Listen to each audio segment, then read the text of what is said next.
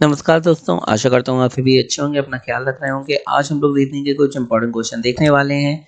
तो दोस्तों, अगर अभी तक आपने हमारे चैनल सब्सक्राइब नहीं करा, सब्सक्राइब कर लें और बेल आइकन को दबा दें। ये क्वेश्चन दोस्तों प्रीवियस एग्जाम में आ चुके हैं और आगे आने वाले एग्जाम में इसी तरीके के क्वेश्चन आ रहे हैं।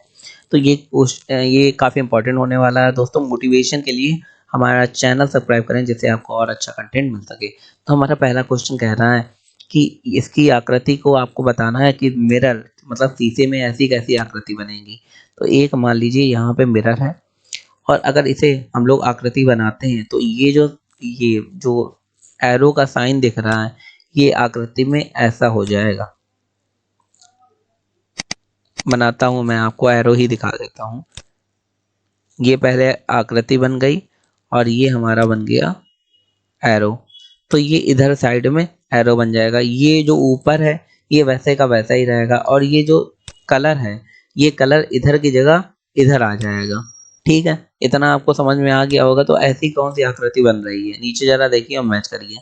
ये तो बिल्कुल गलत हो जाएगी, इसमें एरो यहाँ पे है। आगे ये सही होने के चांसेस है, और भी देख लेते हैं। ये भी गलत हो जाएगी क्योंकि इसमें एरो गलत दिशा में है। ये भी सही होने के चांसेस है। अब बिल्कुल सही कौन सी होगी, बिल्कुल सही आपको निकालनी है। देखिए ये जब हम लोग इसका प्रतिबिंब बनाएंगे तो ये काला शेडेड भाग जो है वो इधर तरफ आ जाएगा और इधर तरफ बिल्कुल साफ हो जाएगा। तो जो हमारा सेकंड नंबर वाला बी नंबर वाला आंसर होगा सही हो जाएगा और ये वाला गलत हो जाएगा क्योंकि इसमें शेडेड भाग इधर ही तरफ है, इसमें शेडेड भाग इधर आ गया है। तो आगे देखते हैं दोस्तों। उसने यहाँ दिया गया एक कूट भाषा में पार्टी को ये लिखा जाता है, तो उसमें कैमरे को क्या लिखा जाएगा। चलिए देख लेते हैं इस क्वेश्चन को भी। अगर पार्टी को 16, 11, 82 और 25 लिखा गया है तो इसे कैसे लिखा गया जरा देखिए। पार्टी में पी कौन से अल्फाबेट का कौन सा स्थान में आता है, वो 16वें स्थान पे आता है। ए पहले नंबर पे आता है तो पहला कर दिया, आर 18वें पे आता है 18 कर दिया, टी 20 में आता है 20 कर दिया और वाई 25 में आता है 25 कर दिया है। वाई के बाद जेड 26 ही अक्षर होते हैं, वाई 25 में आ जाता है। तो कैमरे में भी वही रणनीति अपनाएंगे। सी तीसरे नंबर पे आता है, ए बी सी। ए पहले नंबर पे आता है, ए एम 13वें नंबर पे आता है, ई 5वें नंबर पे आता है, आर आता है 18वें नंबर पे और ए आता है पहले नंबर पे। तो इसमें कौन सा आंसर सही हो गया। तो यहाँ पे देखिए 3, 1, 13 और 5, 18, 1। तो ये वाला आंसर हमारा सही हो जाएगा। तो दोस्तों आई होप आपको समझ में आ रहा होगा। यहाँ दिया गया नीचे दिए गए पैटर्न के अनुसार इसे पूरा करिए। तो यहाँ पे कौन सा बनेगा, यहाँ आप देख सकते हैं ये दिया गया है और यहाँ पे आपको पैटर्न बनाना है। तो सबसे पहले ये दिया गया है, लेकिन इसमें आप देख रहे हैं कि यहाँ एक लाइन दी गई है, लाइन ऐसी गई है ना, इसमें कोई लाइन नहीं गई है ऐसे करके। तो ये वाला हमारा क्या हो जाएगा, ऐसे करके कोई लाइन नहीं गई तो ये वाला हमारा रॉन्ग हो जाएगा। आगे देखते हैं, ये वाला देखते हैं। इसमें त्रिभुज से ही लाइन निकाल दी जबकि यहाँ त्रिभुज से होकर लाइन कोई नहीं जा रही है, तो फिर ये भी रॉन्ग हो जाएगा। अब ये वाला आ गया, ये वाला और ये वाला एक जैसा है, इसमें लाइन भी गई त्रिभुज भी बना, लेकिन प्रॉब्लम क्या है, ये त्रिभुज का शेडेड भाग है, ये पहले इधर है फिर इधर आया फिर इधर गया, अब नीचे आना चाहिए। मतलब त्रिभुज का जो ये वाला भाग है ये कलर होना चाहिए बजाय ऊपर वाले भाग के, जबकि इनमें ऊपर वाला भाग कलर है इसमें नीचे वाला, तो ये वाला हमारा सही हो जाएगा। दोस्तों आई होप आपको समझ में आया होगा ये। आगे देखते हैं। क्वेश्चन दिया गया है कि दो कथन उसके बाद तीन निष्कर्ष 1, 2, 3 दिए गए हैं। आपको कथनों को सत्य मानते हुए विचार करना है कि वे सामान्यतः ज्ञान तथ्यों से भिन्न प्रतीत होते हैं। निर्णय कीजिए कौन से निष्कर्ष कथनों का तार्किक रूप से अनुसरण करते हैं। पहला क्वेश्चन है सभी पोस्टर पैम्पलेट हैं और सभी लिफाफे पैम्पलेट हैं। तो देखो सभी पोस्टर पैम्पलेट हैं और सभी लिफाफे, मतलब जो पोस्टर और लिफाफे हैं वो पैम्पलेट हैं। तो कौन सा निष्कर्ष सही है। पहला दिया गया सभी पैम्पलेट लिफाफे हैं, तो सभी पैम्पलेट लिफाफे हैं ये तो गलत है। सभी पोस्टर लिफाफे हैं लेकिन सभी पैम्पलेट लिफाफे नहीं, कुछ पैम्पलेट पोस्टर हैं, कुछ पैम्पलेट पोस्टर हैं, ये तो सही हो सकता है, ठीक है। कुछ पोस्टर लिफाफे हैं, कुछ पोस्टर क्या सभी पोस्टर लिफाफे हैं, तो ये गलत हो जाएगा। आगे देखते हैं, ये भी गलत हो जाएगा क्योंकि सभी पैम्पलेट लिफाफे हैं। तो केवल निष्कर्ष तीसरा अनुसरण करता है, ये गलत है। खाली 3 नहीं, बीच वाला भी सही है। केवल निष्कर्ष 1 और 2 अनुसरण करता है, तो ये भी गलत है। केवल अनुसरण 2 और 3 गलत करता है, तो ये भी गलत है क्योंकि हम लोगों को खाली एक सही निकला है, कुछ पैम्पलेट पोस्टर हैं। केवल निष्कर्ष सेकंड सही होता है, तो वो सही हो जाएगा हमारा डी नंबर। अब मैं समझा देता हूँ, यहाँ पे दिया गया है कि सभी पोस्टर पैम्पलेट हैं और सभी लिफाफे पैम्पलेट हैं। जो पैम्पलेट है उसके अंदर पोस्टर और लिफाफे दोनों ही आ जाते हैं, मतलब पोस्टर और लिफाफे दोनों ही पैम्पलेट का एक रूप है। तो हम लोग इसे ऐसे दर्शा सकते हैं कि ये जो है हमारा, ये पैम्पलेट है पूरा, और पोस्टर लिफाफे इसके अंदर रहेंगे, मतलब पोस्टर और लिफाफे पैम्पलेट के ही एक रूप है। तो ये पैम्पलेट हो गया, लिफाफा हो गया। ठीक है दोस्तों, आई होप, आशा करता हूँ कि आपको समझ में आ गया होगा। आगे क्वेश्चन देखते हैं। यहाँ क्वेश्चन दिया गया है कि दिए गए समीकरण को सही करने के लिए कौन सी दो संख्याओं को आपस में बदलना होगा। तो इसमें कोई दो संख्या है जो आपस में बदलेंगी तभी समीकरण सही होगा। तो चलिए स्टार्ट करते हैं, पहले नंबर से देखते हैं। तो यहाँ पे अगर 16 को 32 से बदलते हैं तो फिर क्या होगा। चलो हम लोग बदलते हैं 16 को 32 से। यहाँ 32 हो जाएगा, ठीक है, और यहाँ पे 16 हो जाएगा। और फिर हम लोग सॉल्व करके देखेंगे क्या 31 आ रहा है कि नहीं देखा। इसके अलावा देखिए, एग्जाम में टाइम होता तो है नहीं, तो फिर आपको शॉर्ट ट्रिक कैसे आप निकालेंगे ये मैं बता देता हूँ। इसका सही आंसर होगा 16 और 32। आपको बाकी बता देता हूँ शॉर्ट ट्रिक में कैसे आप सॉल्व करेंगे।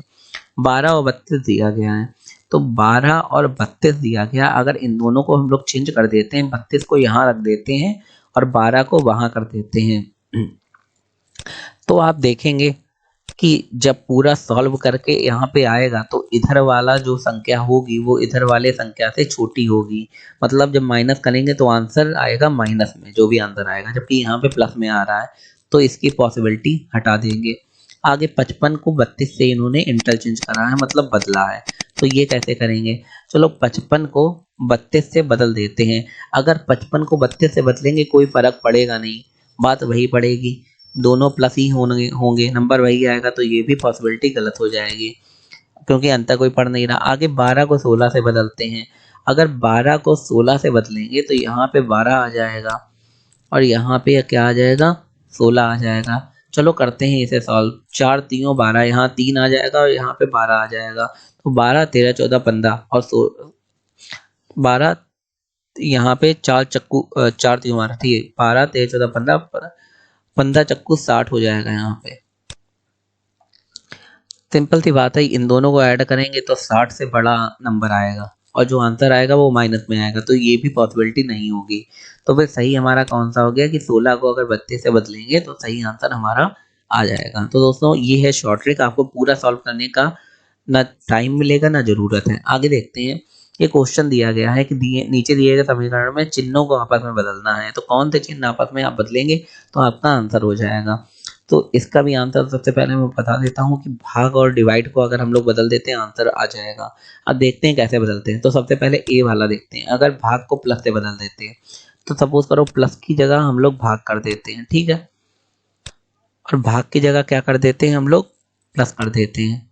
तो क्या बताइए, 52 को 64 से भाग कर सकते हैं, नहीं कर सकते हैं, तो ये वाली पॉसिबिलिटी खत्म हो जाएगी। या तो यहाँ पे दशमलव में आंसर आता तो हम कर सकते हैं, दशमलव में आंसर आ नहीं रहा है तो 52 को 64 से भाग कर नहीं सकते हैं, बड़ी छोटी संख्या है, तो ये गलत हो गया। दूसरा देखते हैं माइनस और डिवाइड का।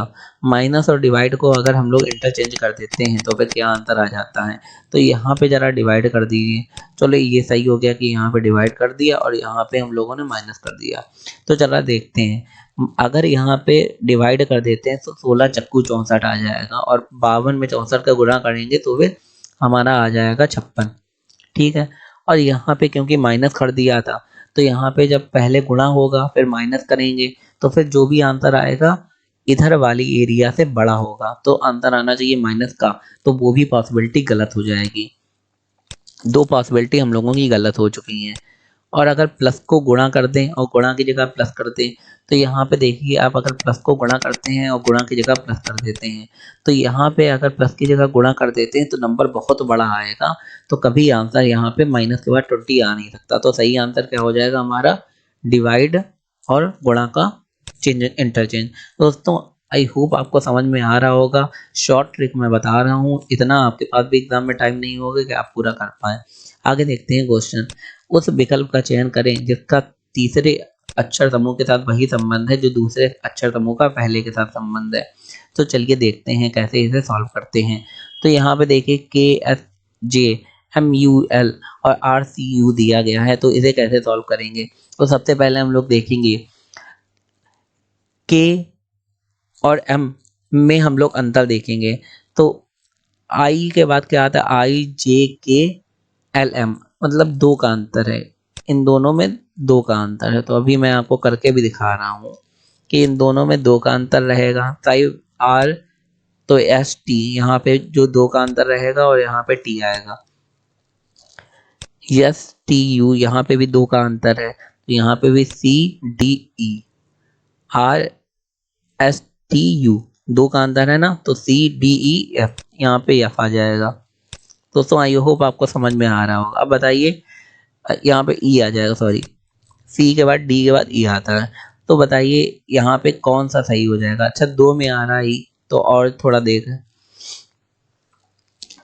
और देख लेते हैं एक वाला, क्योंकि दो सही निकलना है। JKL, यहाँ पे भी एक के बाद दूसरा नंबर आ रहा है, तो UVW, यहाँ पे W आ जाएगा। तो यहाँ पे TEW वाला सही है, तो ये हमारा आंसर सही हो जाएगा। ये तो सिंपल सा क्वेश्चन था, तो ये तो आप कर ही लेंगे। आगे देखते हैं, जब शब्द युग्म का चयन करें जिसके दोनों शब्दों के बीच वही संबंध हो, जो ये संबंध वाला है। सिंपल सा क्वेश्चन है, मैं भी आपको समझा देता हूँ। यहाँ पे दिया है विषधार मेढक, तो विषधार मेढक की जगह क्या हो जाएगा यहाँ पे, तो उभयचर के साथ क्या हो जाएगा, उभयचर जो होता है वो कछुआ के साथ सरीसृप हो जाएगा। अगर मेढक के साथ विषधार है, तो उभयचर क्या है, कछुआ होता है, जो है सरीसृप। सिंपल सा है ये। आगे देखते हैं, यहाँ पे दिया है कि EARNING को ये लिख सकते हैं, तो उसी प्रकार कुड़ भाषा में ऑडिबल को क्या लिख सकते हैं,